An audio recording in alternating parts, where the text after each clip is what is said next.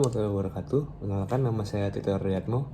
Saya mahasiswa ITL Trisakti, program studi Manajemen Transportasi Udara. Kali ini saya akan membuat tugas mata kuliah Transportasi dan Logistik. Tugas kali ini saya berikan judul yaitu Di Balik Keamanan dan Kenyamanan Bandara Udara. Yang pertama saya akan menjelaskan apa itu bandara. Bandara merupakan sebuah bangunan yang berdiri di daratan ataupun perairan yang berguna untuk pengoperasian pesawat udara seperti lepas landasan pesawat udara, pengisian bahan bakar pesawat, penaikan penumpang, ataupun penaikan bagasi-bagasi penumpang ke dalam pesawat. Itulah yang disebut dengan bandara. Selanjutnya, di bandara itu sendiri itu dibagi menjadi 3 kawasan. Yang pertama itu ada public area, area terbatas, dan non-public area. Public area itu sendiri itu merupakan kawasan yang diperbolehkan untuk umum, yang dimana masyarakat boleh berada di kawasan itu sendiri. Seperti contohnya itu halaman depan bandar udara itu sendiri. Yang kedua ada area terbatas. Area terbatas merupakan sebuah bangunan yang ada di bandar udara, yang dimana akses masuknya itu dikawal ketat oleh petugas-petugas di bandara udara, seperti contoh gate seperti itu. Jadi akses ini diperlukan seperti tiket pesawat ataupun khusus petugas-petugas bandara yaitu pas bandara. Yaitu selanjutnya itu ada non public area. Non public area merupakan area terlarang yang dimana penumpang dan petugas bandara udara dibatasi untuk memasuki kawasan itu sendiri. Jadi seperti contoh non-public area itu merupakan tempat pengoperasian pesawat udara seperti apron, seperti itu. Selanjutnya itu ada tempat make up, tempat breakdown, yaitu tempat proses pengambilan bagasi dari pesawat maupun ke conveyor belt maupun sebaliknya dari belt mau dimasukkan ke dalam pesawat. Itu namanya non-public area. Bahkan petugas-petugas bandara itu dibedakan menjadi 2 bagian. Ada yang di bagian landside dan ada yang di bagian airside. Landside sendiri itu merupakan sebuah bangunan di bandar udara yang berdiri di mana si landside ini tidak ada urusan dengan pengoperasian pesawat udara. Sementara si airside ini yaitu tempat di mana yang secara langsung terpapar oleh si pesawat udara itu sendiri, seperti itu. Lanjutnya kita akan membahas siapa saja pengguna bandar udara.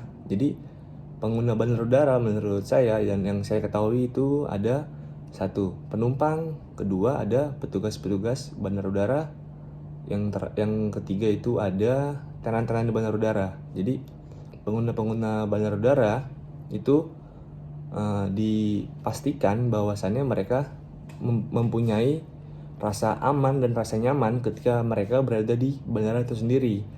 Siapa sih yang menjamin atas keamanan bandara itu sendiri? Kalau menurut saya pribadi itu ada petugas AWLT.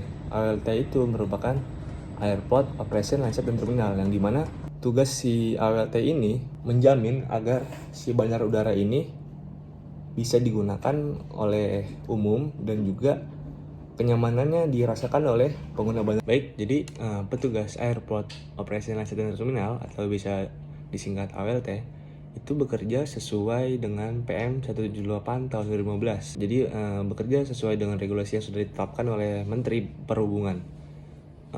Petugas AWLT itu bertugas untuk memastikan bahwasannya fasilitas-fasilitas di bandar udara itu siap dan bisa digunakan oleh pengguna-pengguna bandar udara lainnya.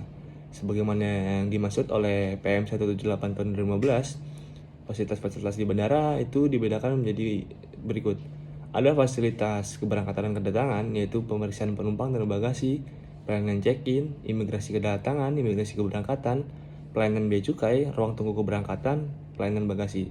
Selanjutnya ada fasilitas yang memberikan kenyamanan bagi para penumpang, yaitu ada pengkondisian suhu, pengkondisian cahaya, kemudian pengangkutan bagasi, pelayanan informasi, toilet, tempat parkir, dan fasilitas bagi pengguna berkebutuhan khusus.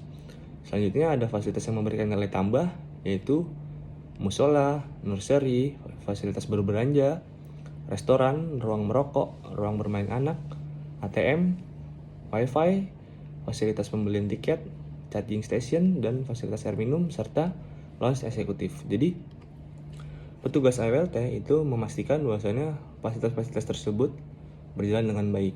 Bagaimana cara kerja petugas AWLT? Nah, jadi, petugas AWLT seringkali melakukan inspeksi terhadap fasilitas-fasilitas tersebut. Bagaimana cara mengerjakan sesuatu, yaitu dimulai dari fasilitas-fasilitas yang sering sekali digunakan oleh para pengguna bandar udara, seperti contoh toilet, musola, serta lounge eksekutif, serta gate. Itu mereka sangat-sangat perhatikan untuk supaya memastikan si fasilitas tersebut itu digunakan secara baik dan bahwasanya fasilitas tersebut itu memberikan kenyamanan bagi para penumpang dan pengguna-pengguna bandar udara lainnya. Selanjutnya, petugas AWLT juga memastikan bahwasanya petugas-petugas bandar udara melakukan tugas-tugas yang telah dilakukan itu sesuai dengan PM 178 tahun 2015, yaitu memastikan bahwasannya petugas tiket di bandar udara itu mempunyai batas waktu maksimal dan minimal untuk melakukan check-in. Tidak hanya petugas tiket bandar udara, tapi juga ada petugas bea cukai, ada juga petugas imigrasi, petugas pengangkut bagasi. Itu semua diperhatikan kinerjanya apakah mereka telah sesuai prosedur dalam melayani penumpang itu sendiri. Ketika sebuah waktu yang telah ditetapkan itu tidak sesuai, maka tentunya itu akan menyebabkan penumpukan di area bandara. Seperti contoh, semisal ada petugas tiketing dari maskapai itu menyelesaikan tugas kerja mereka tidak sesuai dengan waktu yang telah ditetapkan. Maka dari itu, penumpang akan menumpuk di dalam antrian dan itu akan mengganggu alur yang dilewati oleh pengguna-pengguna bandar udara lainnya. Maka dari itu, petugas AWLT memastikan bahwasannya petugas-petugas bandar udara itu telah sesuai dalam melayani penumpang-penumpang yang ada di bandar udara. Seperti itu. Dan selain itu, petugas AWLT juga bekerja membuat gate penumpang serta conveyor belt penumpang. Bagaimana cara kerjanya?